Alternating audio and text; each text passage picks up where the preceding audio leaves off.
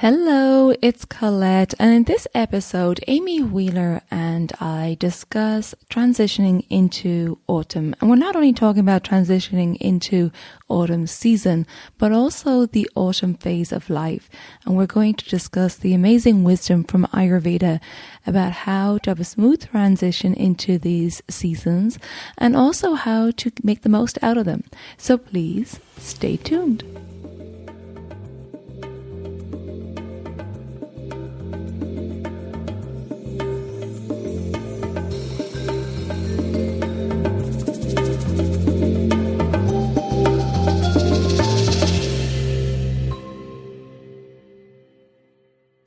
Hello and welcome to Elements of Ayurveda, Empowering Wisdom of Life. I'm your host Colette, and in this podcast I hope to empower you to take charge of your own health by sharing the holistic teachings of Ayurveda, the ancient healing tradition from India. We will also discuss topics like health and wellness, nutrition, yoga, fitness, meditation, breath work, and much more, as well as interviewing lots of inspiring people along the way. My humble wish is to help you to connect to your true nature, to Mother Nature, and to each other. If you like the content, be sure to subscribe to the show, and the new episodes will automatically download for you to enjoy. If you're new to Ayurveda, I recommend you listen to the first couple of episodes where I do an introduction to Ayurveda and the mind-body types. I've also set up a Facebook group for us to connect and to support each other, and I'd love for you to join me over at Elements of Ayurveda podcast group. And now here's the show. Hello and welcome to Elements of Ayurveda. I am very happy to have Miss Amy Wheeler back. Hi, Amy. Good morning. Good afternoon to you. Thank you. And it's been a long time.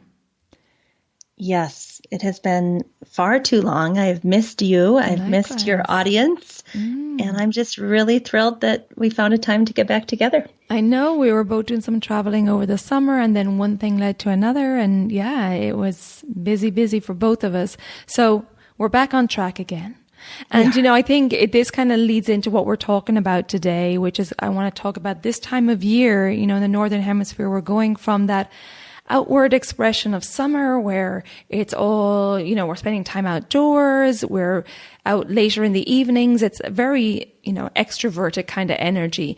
And now this time of the year, it's like, right, we have to get back into routine and the kids are back in school and there's more of a quietening and going inward this time of year. And particularly if we look to nature, right, we have the leaves falling off the trees, the birds are migrating, the animals are getting ready to hibernate. So it's a real quietening and a softening at this time of the year. What do you think? I agree. I was thinking about how, for me, this time of year is kind of a time of reflection to notice the harvest of the year. Just like in nature, we do all this work from winter, spring, summer, and then you see what your harvest is in the fall. And I tend to do that for my health. I'm always checking in the fall to, how did my health go, and scheduling my wellness exams, and doctors and eye doctors and teeth and, you name it, I'm scheduling appointments. I kind of take a look at the harvest of my business. My business starts in January, and I look at how many people are signing up for my courses as a result of my work this year. So there's definitely a going inward, a reflection, and just noticing how my year went. I really feel that right now. I really have this desire for reviewing, like you said. Like I always take this time of year and do a review on the work, on my business, and I just want some quiet time. And I think it's in us to follow nature. The evenings are getting darker. It's all about going inward and quietening. And, the harvest has been done, and now we want to get in quiet and kind of, like you said, a review, take stock, and think about what we want now for the next year. And unfortunately, in our society, it's production all year round, and we don't get that time off. But I'm definitely feeling that wanting to go quieter. And I want more time just to think and space so that creativity can come in. And, I've talked about this a lot recently is if we don't give ourselves space, if we're always going from, the same routine day to day and we don't allow that space and that quiet time, where can the creativity and the inspiration come from? Because we're not taking time out to really reflect of what we want if we're just going from day to day. I completely agree. And that this time of the year is such a beautiful time to start your new journey, which is probably going to, be at the January, December kind of area is what I'm thinking. But first we must rest. Every great journey starts with rest. And then out of that rest, out of that quietude, the new vision comes, what is possible, how do I want to shift my trajectory? What are my goals for this year? And how are they different from last year? And so, we really have like a 3-month period here to rest, to climb in bed with the covers, to journal, to listen to music, to go deep into yoga nidra and relaxation, and just really come home to ourselves so that whatever it is that we are going to plant and bloom next year, that it's actually in the trajectory that we want instead of just doing what we've always done. And maybe it's not even what we want anymore.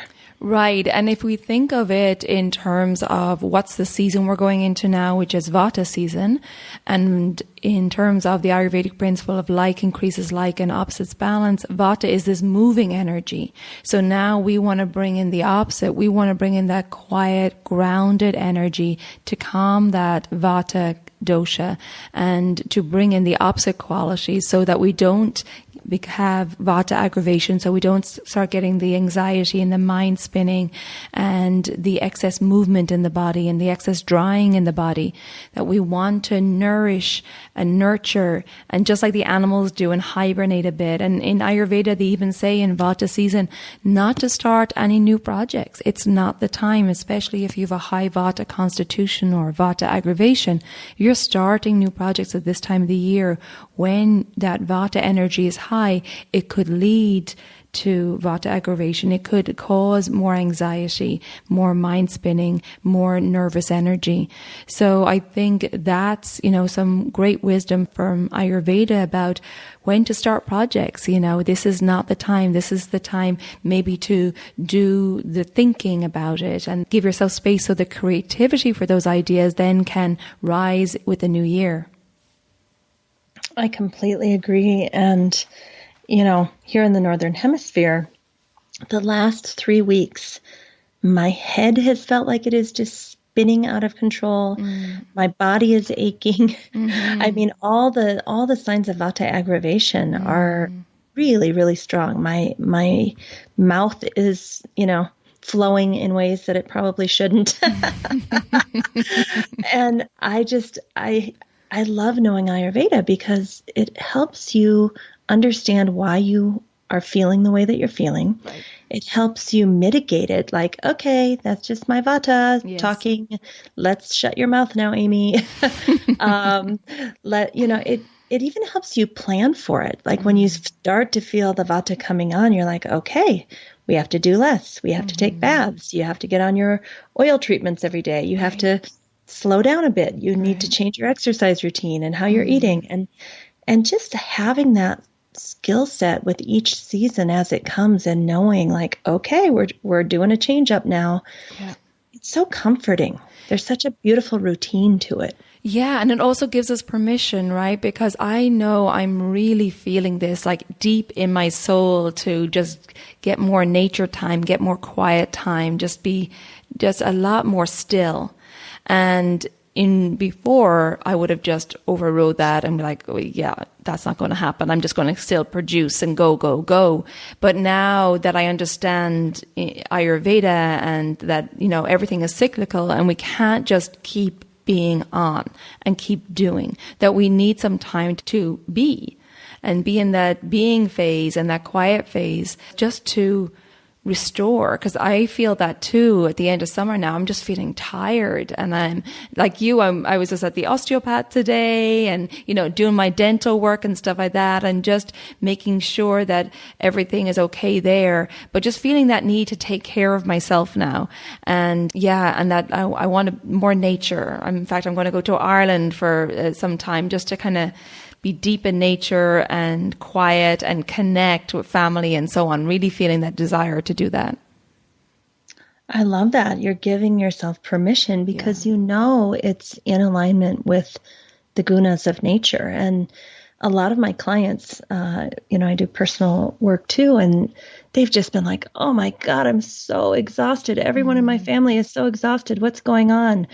And I just say, you need to listen to that. You need to slow down. You need to go get some Epsom salts and get in the bathtub and take a nap today. Right. and they love to have that permission. They're like, really? Yeah. I'm like, yes, that's exactly what you need to be doing. Listen to that. Yeah. Yeah. And I think that's a sad thing in our society. We do need permission because we're just, always on. And this is why we do those cleanses, the transition cleanses at the change of seasons, to kind of transition the body from that end of pitta season, that hot summer season, into the fall, and to adjust our foods now. Now we want to bring in those warming, more nourishing foods in the northern hemisphere to nourish our body, and we want to put on maybe a little bit more of a fat layer to keep us warm during the winter months, and that's okay. And actually, talking about giving permission, I did see your post online about how you were taking a day off to work. And I saw how, and I was like, yeah, you go girl, take care of yourself. And then I saw you post up that, how so many people react to that, like really resonated with a lot of people. Oh yeah. I made this post last Wednesday, and I'm going to do it every Wednesday this whole fall, is that I stay in my pajamas. If I need to work, I'm going to do it from my bed with my cats and my dogs all over me. I'm going to limit my work as much as possible. Great. I'm going to allow myself creativity time. Like, if I want to draw, if I want to paint, I'm just going to open space for introspection, self-connection, deep, deep rest, and allow myself this time. Yeah. I think that's fantastic. Yeah. And like, you inspired a lot of people, and I would say gave permission to a lot of people. It's like, oh, if Amy's doing that, maybe I can do it. If Amy's in her pajamas today, then we can all stay in our pajamas. We'll all have a PJ's day. But I do think that's so necessary. And, of course, then when we're looking on social media and we're watching other people, and there's like, oh, everyone's out there, and, especially in business, and they're achieving things. And there's that pressure on us when we're constantly seeing that I think you have to just go within. And so advice for those of you who are feeling conflicted or feeling that deep need for nourishment, that just listen to that voice, listen to that, your soul talking to you to take that nourishment, because unfortunately, if you don't, you could see the effects of ill health later on. But do things like the self-care practice we talk about, the dinacharya, do your oil massage, make sure that you're getting your food prepared, that you're going to the farmer's market, seeing what's in season, that you're taking time to either journal, or if you're not a journaler, have good conversations with people, or, if you see a therapist, like get, time to talk about how you're feeling, and also quiet time just by yourself for meditation and breath work, so that creativity can come in, because I think we're just, so in the midst of this sensory overload that we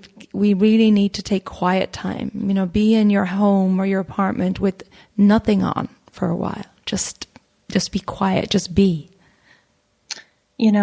This last few weeks, I do a lot of driving, and oftentimes I listen to podcasts, and the last few weeks I've said, no, I am going to be in my car for 45 minutes in complete silence, communing with myself, and just being present and looking at the trees as I drive by, and no sound. I just want silence, know? Yeah. Yeah. And that can just be so healing in itself, because if you think of it, if you're in the car, which is moving, that can be vata aggravating.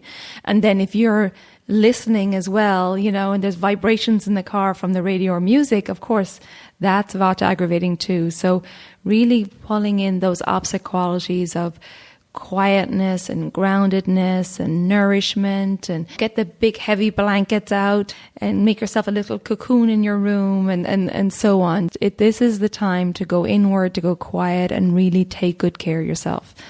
We had that outward expression in summer, and now it's time to change it up, to switch it up.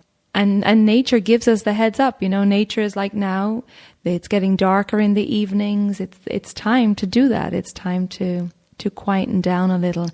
And also what I want to relate this to, Amy, is not only autumn or fall in the season, but also autumn in our life. After menopause for women or andropause for men, we come into this wonderful wisdom stage of life, which is like the autumn stage of life.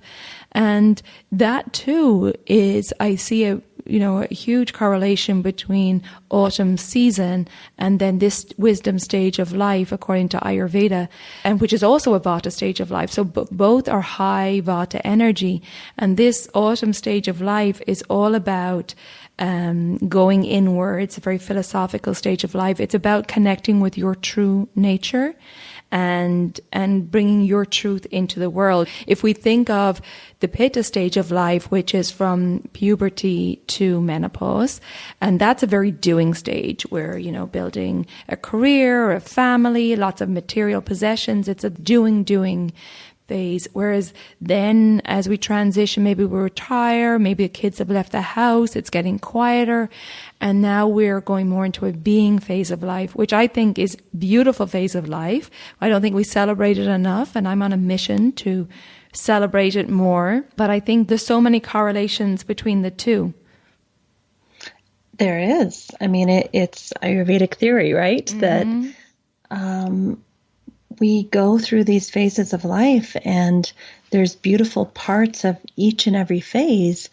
But I think transitioning from one to the next is the hard part. Yeah. I recently saw that your prime career years are like right around 50. Mm-hmm. And I was like, oh my God, I'm almost 50. Like, is this the peak of my career? I didn't realize that. And it occurred to me that yes, it is. I might have, this peak for maybe 5 more years tops, and then it's going to start to go into decline probably. I'm going to need to slow down. I'm going to need to go inward more. Mm-hmm. And what I'm seeing with a lot of yoga people, and I'm sorry to say this, I hope I don't offend anyone, but they're having trouble letting go and sinking into that. And I think part of it is financial, that it's very hard to have savings when you're a yoga person and be able to enjoy your vanaprastha stage of life. But I also think that people are, myself included probably, like really attached to this extroverted, outgoing lifestyle where there's things happening all the time and your dopamine levels get, pushed through your body because something great is happening and I want to be a part of it and I have fear of missing out and I want to be in charge. And I don't know. I think we as a yoga community, we need to really think about, number one, how to plan for that vanaprastha vata stage of life.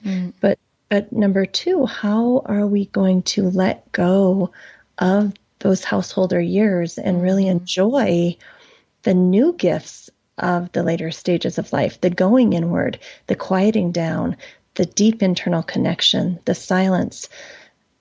Why aren't we valuing those things? Yeah, I think as well, because the Pitta and Vata are such opposites in the qualities. Like if you think in the Pitta stage of life, we're talking about the career and the family and the material possessions, but also it's very focused, it's very driven, it's very goal oriented. And then you come to the Vata qualities of the Vata stage of life, and it's less structure, it's more spontaneity, it's more creativity, it's more flowing.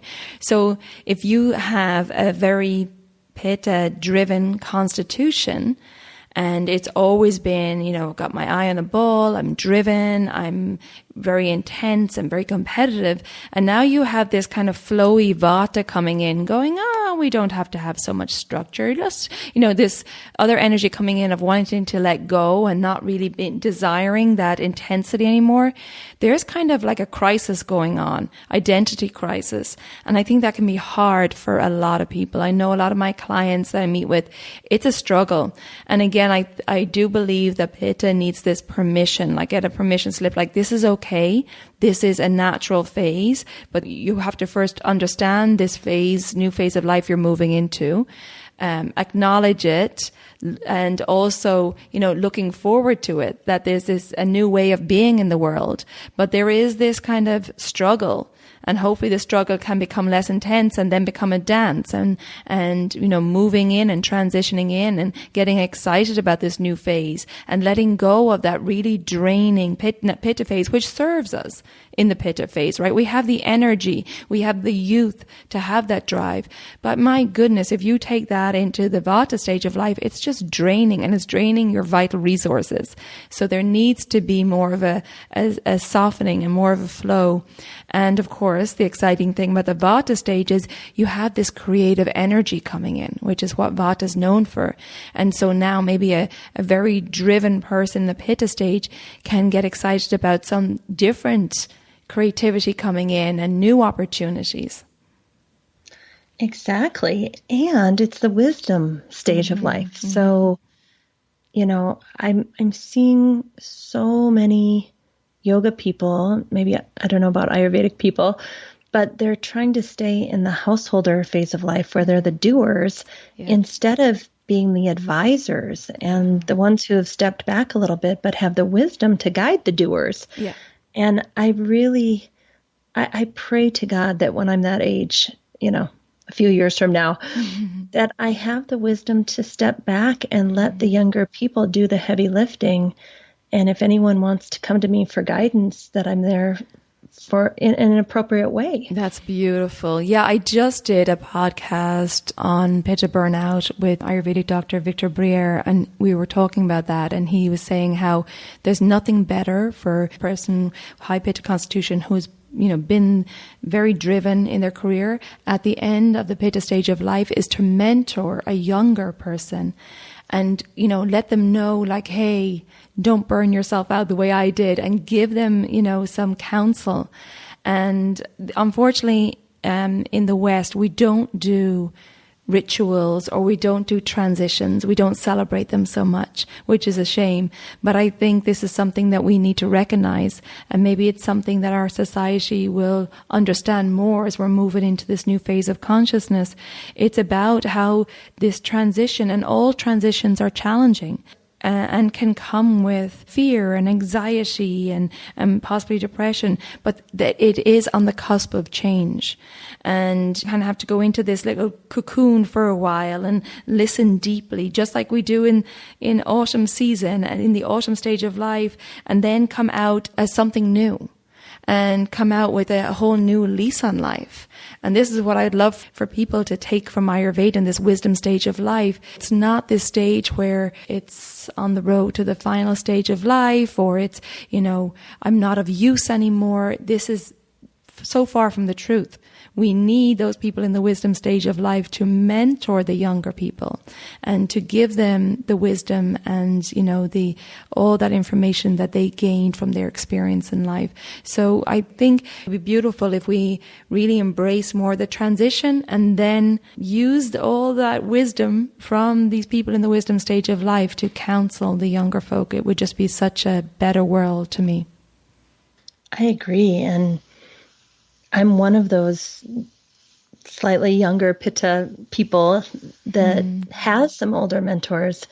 And the thing that's really been coming to me the last couple of weeks is the mentors are there to guide us and give us wisdom and warn us of the pitfalls and tell us what's going to happen. But ultimately they have to let go of control and allow us to do what we need to do. And that's what I'm seeing people lacking, is that they just want to stay in control. They want to keep being this pitta phase of life, Yeah. and it's not appropriate for them and it's not appropriate for the mentorship, we really, as we age, have to let go. We have to allow the young people to come up. And I see this all the time at my university position. These young people are so different. They're like Martians to me. And some days I'm like, oh my God, what are they thinking? And, I had to walk 10 miles to school in the snow. I think the equivalent of that. Right. And then I remind myself, Amy, they are the new up and coming generation. They're going to do it their way. You can't sit back here and expect them to do it the way you learned 30 years ago. Like, this is change, and you need to let go of this idea that they should be some way that they're not going to be. So in my mentoring of them, I even have to learn to let go and allow the new to come in. Yeah, and I think definitely I agree with you. They have a whole new way of seeing the world and a new way of being in the world. But I do think those, that mentorship is still vital just on how to approach life. I think those fundamentals never change. I agree. And I think that's different than me trying to change them and control them and get them to do it my way. Right, exactly. So it's more about how to treat people, how to have integrity, how to, maneuver your way through life so that they have a good foundation then from which to bring their new creativity into the world.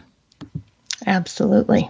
Yeah, but it is, it's something in our society, I know we spoke about this in the past, is that we just revere youth, and especially in the West. And, how do we go back to having respect and care and to nurture the people in the wisdom stage of life and to really respect the wisdom they have to give us? Because I feel like that's really lacking. So what can we do? How does it change?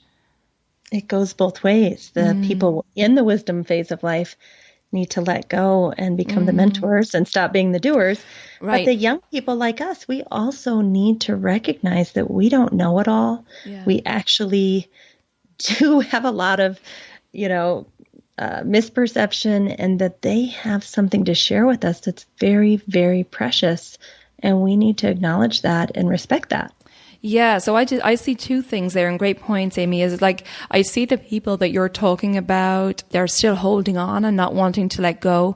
I see that as what I was referring to as that resistance, and that they haven't quite got into the dance of transitioning, but they're still resisting the change. And that pitta is still, like you said, wanting to hold on and feeling this energy of vata coming in, but not wanting to let go, because that's letting go of structure, which they've hung their hat on for the whole pitta stage of life. And now what is this new life if they're not going to be intense and focused and competitive and structured, So I think that is more education, right? That comes with education and understanding, like, you can't resist this. It's going to happen. And if you do resist it, and if you're really, becoming more pittified, right, at the end of the pitta stage of life, you're going to have a harder time through that transition. As we know, if you're very intense as you're going through menopause or andropause, you're going to have more of that heated pitta reaction in your body.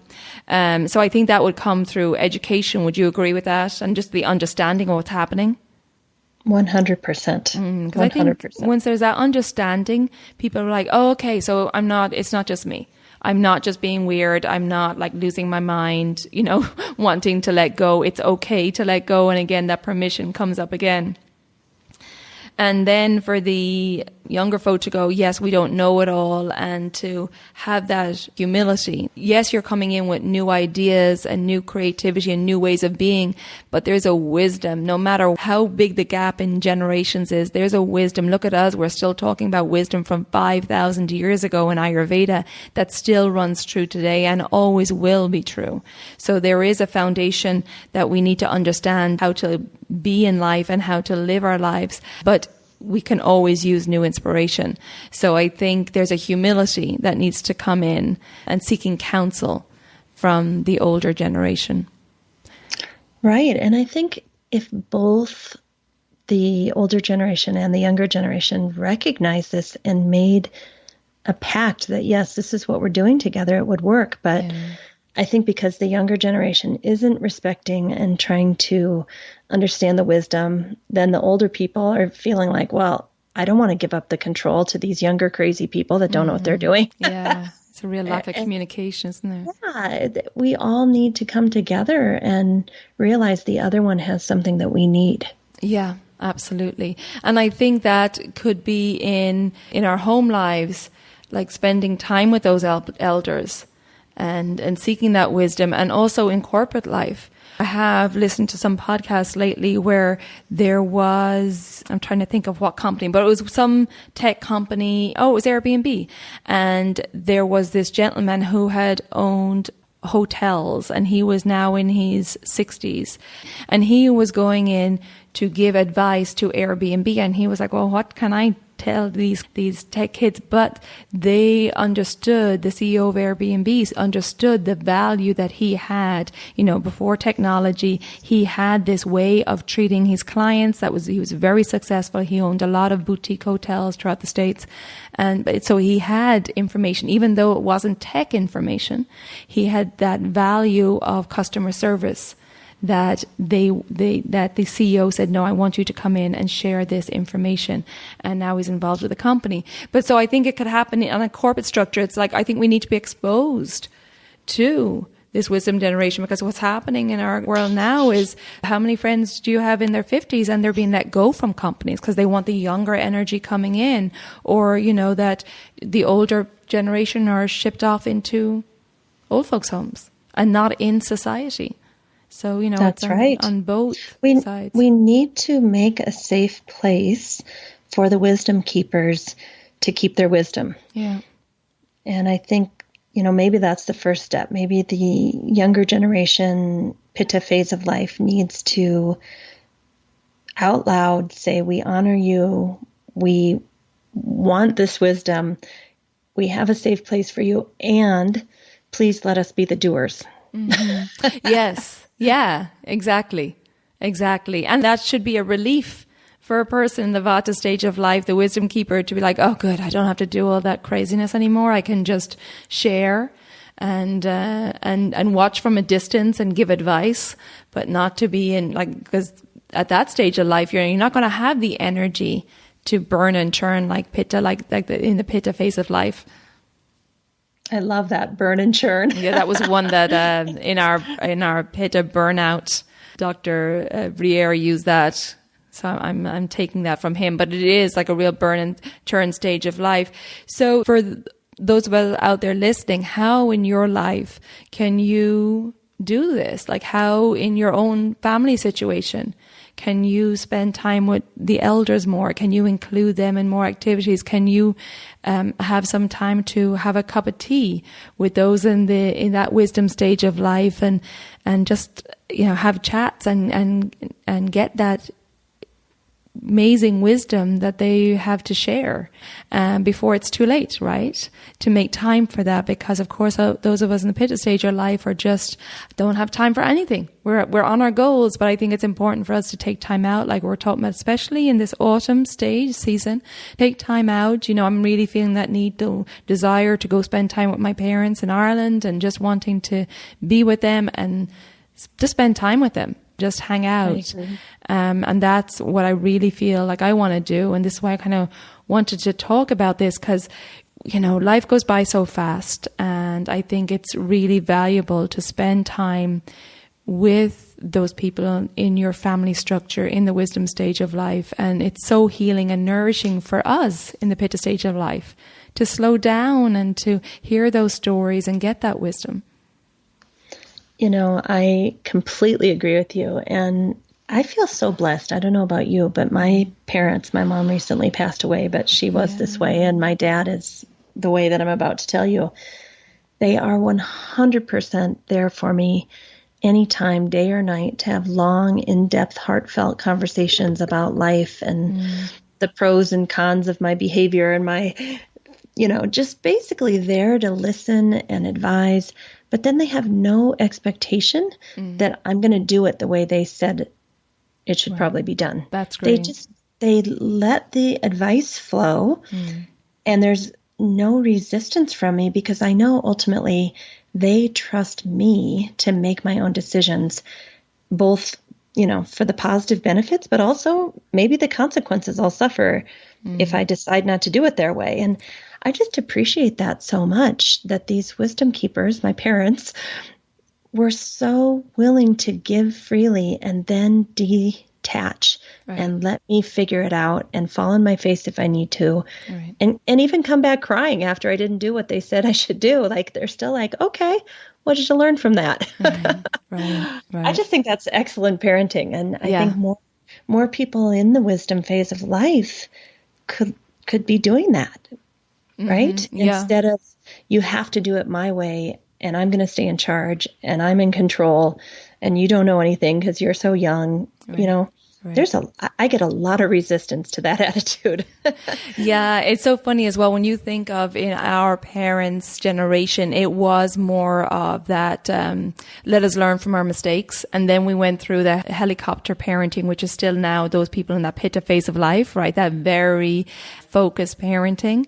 So I do think that those who are now in the pitta phase of life, where we've gone through this very scheduled, schedule your child, all these different extracurricular activities and so on, and the helicopter parenting, can learn so much from those parents, the wisdom stage of life. Yes, it was a different world, when they were parents, and it was maybe a little bit more safer and so on.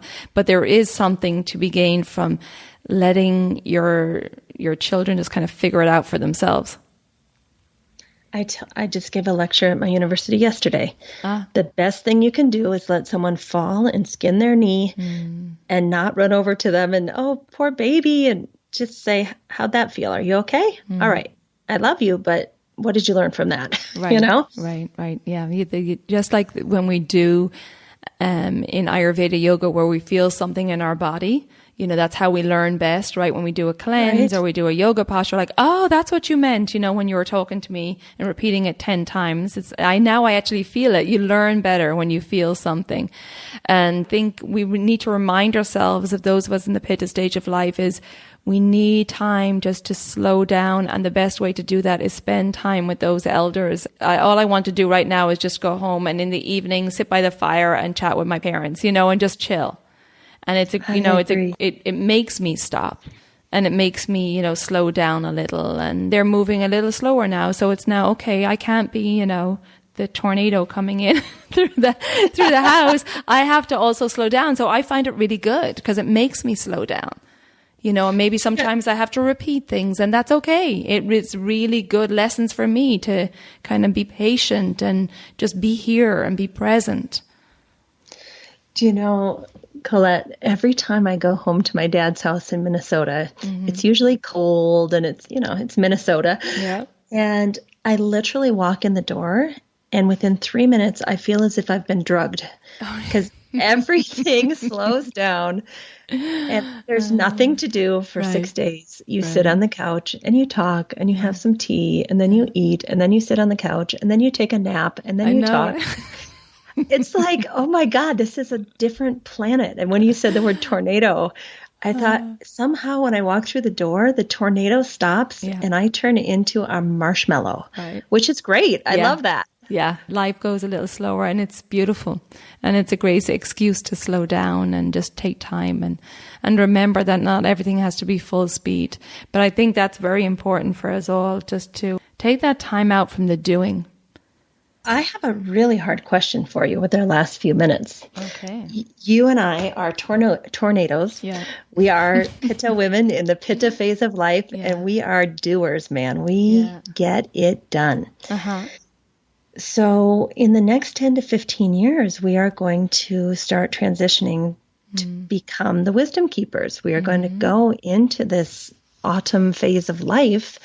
How are we going to prepare ourselves for that and get used to the idea that we don't get to be in control all the time and that we can give advice, but maybe the younger generation doesn't have to do it our way. And how are we going to start now preparing for the time where we need to let go and not be in charge all the time? Because I think it's going to be a transition over many years. It's not like one day we're going to wake up and be like, okay, I give it up, right? Yep. It's not retirement day. Then all of a sudden you're a different person. It's this idea of, oh, we're coming into the autumn phase of life. What is that going to look like? What is that going to feel like? What are the gifts of that? Yeah. So do you have any thoughts of how you're going to start kind of preparing yourself for that? Because I haven't really thought about it too much. Yeah, I have been thinking about it a lot, actually. And and it's funny, all my thoughts are like, but, that's going against what society does. And it's kind of like this feeling of, is this laziness and so on. But first of all, this is the first autumn I've been feeling like I just want to go quiet for a while. I want to do a deep dive and review the business and take some time out with my family. And I just want to quieten down. And I'm really feeling it, like I said at the start, on a soul level, wanting to be quieter, and I'm going to respect that for once in my life. And I'm also feeling like I want to set up my business in tune with the seasons. And I also want to run my business so where I have downtime, which is something I'm really bad at doing. Really bad, because I tend to overwork and over push and be really pitta. But I want to run my business so it's in a cyclical manner, in tune with my menstrual cycle. So I know when are my productive weeks and when I should go quiet and what week is the intuitive week and so on. I want to run it in conjunction with the seasons of the year. You know what I think this is, Amy? I'm really feeling a pull towards the feminine energy and less of this masculine doing and projection and pushing, and this really masculine energy, which is, productive and we need it. But I'm really feeling this draw towards more of a feeling energy and more going in flow with my body and Mother Nature and the seasons. So I'm already feeling that draw to kind of, okay, let's just get in tune here. We can't just keep going and doing all the time, because I'm feeling it now and I'm not as young as I used to be. And now I'm feeling that tiredness and that drained feeling. How can I do this in a more productive way? And at the same time, while taking time out to let the creativity come in, because if I continue the way I'm going, I'm not going to get that creative energy coming in, so it's paramount importance for my business to take that downtime. And that's something that's hard to get our head around, because we're so used to doing, and I'm going to experiment and see how I do.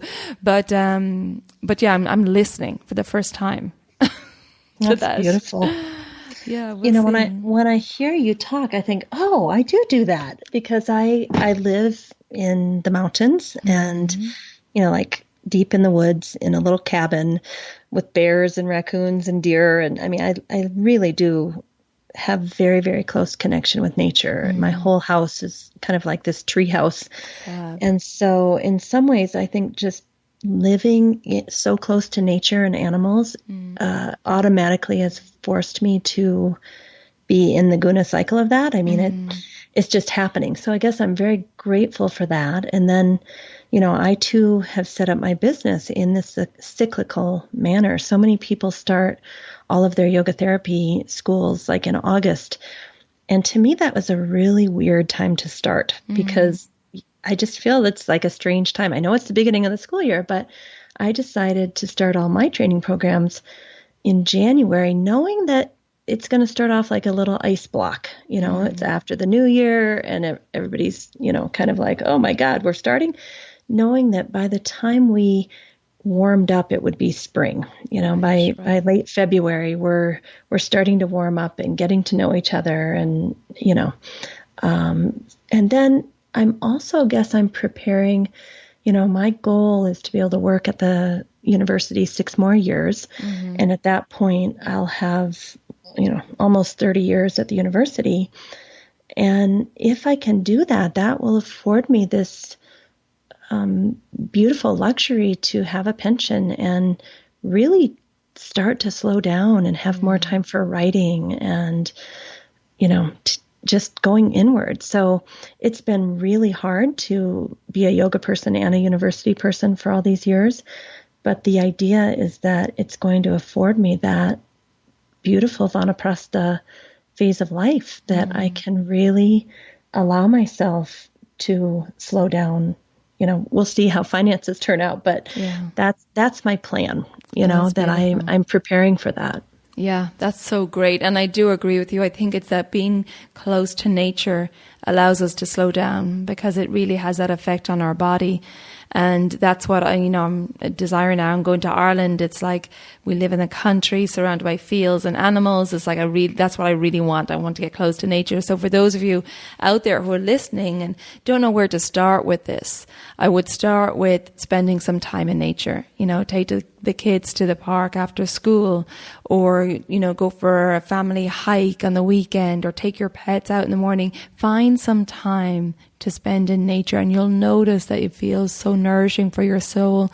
And I do believe then we crave it. We crave that time because we feel how it's so good for our nervous system to spend time in nature and to get off the hamster wheel for a while and slow down. So that would be my advice, is to go out into nature and then look at your dinacharya, your daily self-care practices, and how can you start implementing some of those daily self-care practices to give you a solid foundation.